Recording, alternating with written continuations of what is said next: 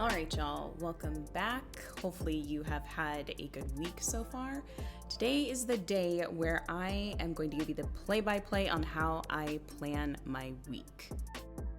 So hopefully to you all, this isn't going to be something that is super complicated. We have a couple of steps that you'll need to take to do this. So make sure that you sit down, have a timer ready, pen and paper, grab your friend, grab your computer, grab your digital device where you have all of your calendar, something to make sure that you have everything organized and down. If you're like me, I love using my journal, my pen and paper. I really love sticky notes just to make sure that I can list down some other tasks that I need to do.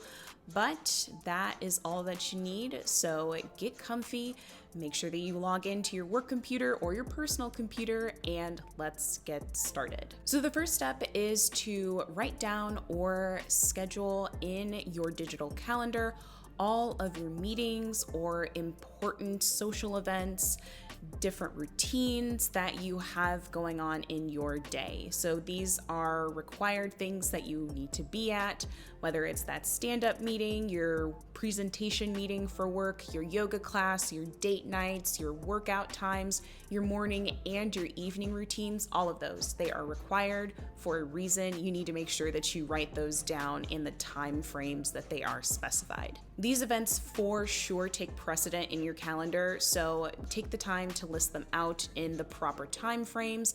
That way you can make sure that your work tasks, your life tasks, your other personal tasks, and your breaks will be adjusted accordingly around these events. Next, on a separate sheet of paper or in your to-do app somewhere, make sure that you list out all of your tasks that you know that you want to get completed this week, or at least start this week.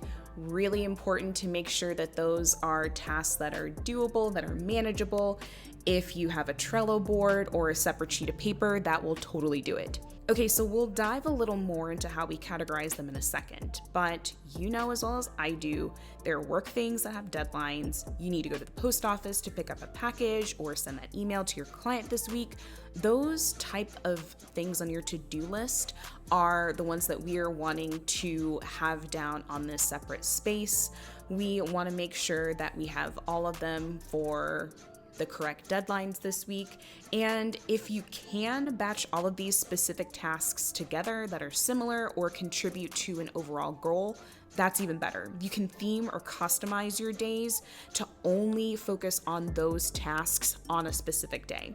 So like I have my calendar and my work calendar together, making sure that I fuse them because I do not want to book too many meetings at the same times. I want to make sure that I'm not missing anything.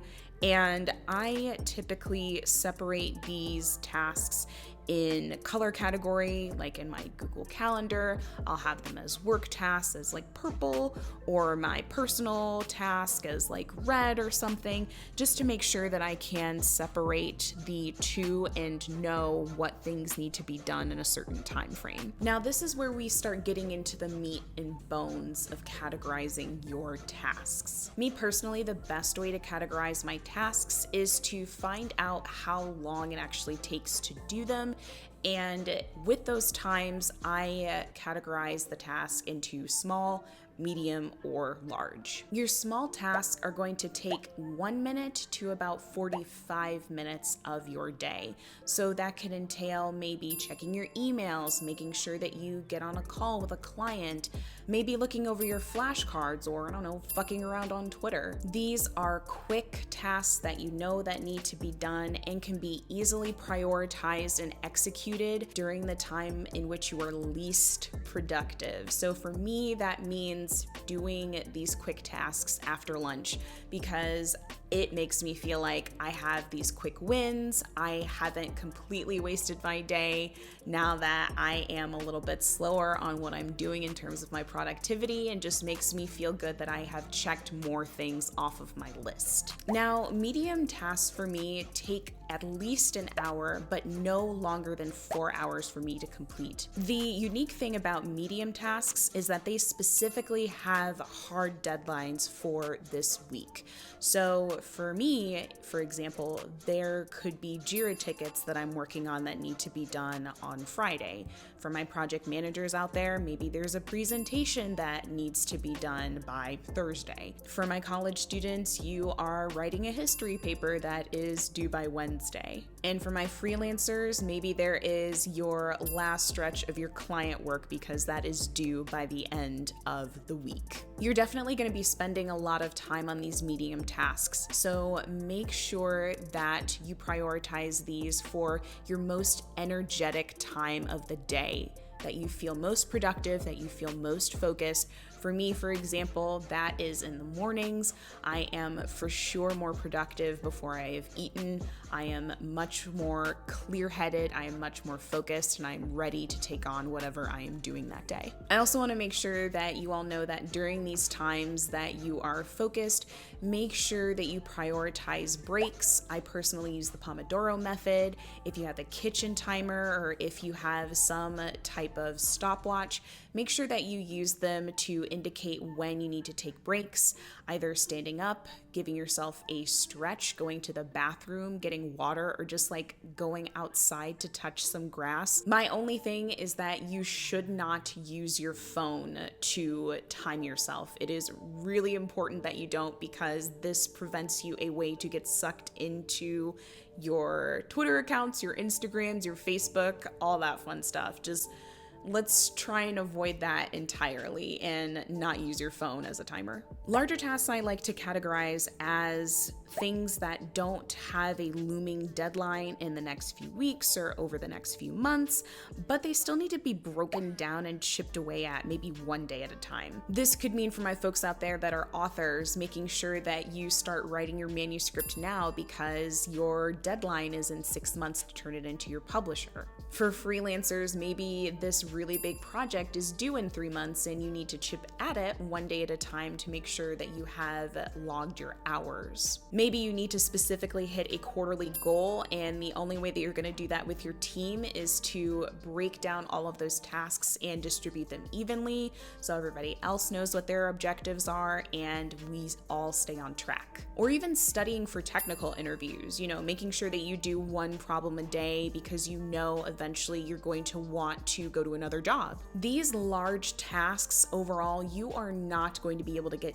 done if you just bang it out in a day. And if you try, you would be riding on caffeine high and vibes like all the time. That is 100% not what we're here for, y'all, so don't do that, please. If you're having a little bit of trouble figuring out what exactly in your list are large tasks, or if you're trying to figure out how to break them down, ask yourself, what steps do I need to take to get this task done?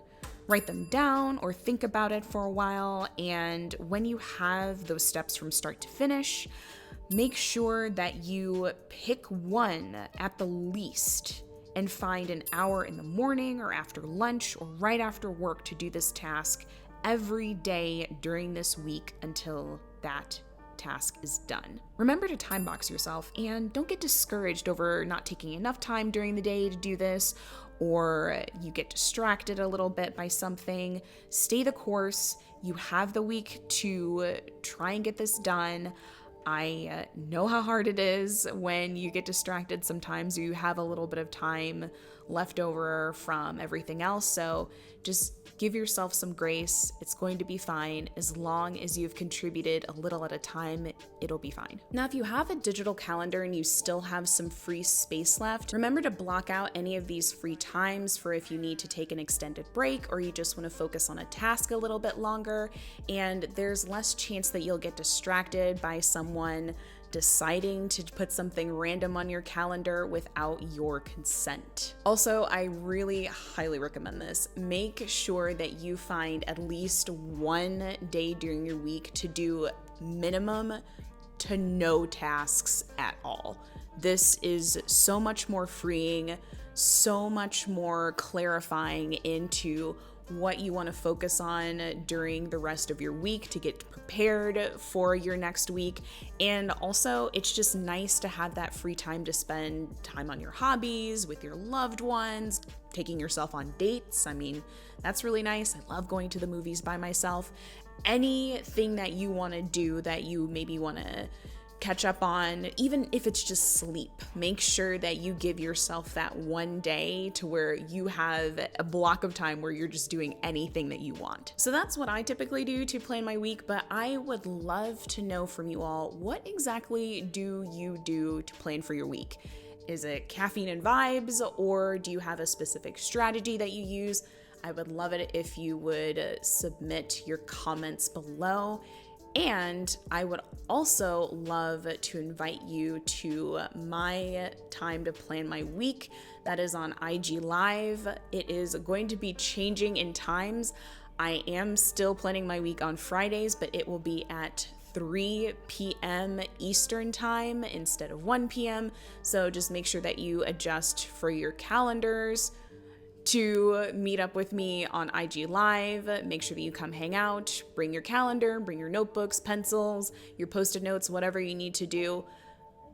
Come hang out with me. I would appreciate it. And if you can't come, I will see you next week.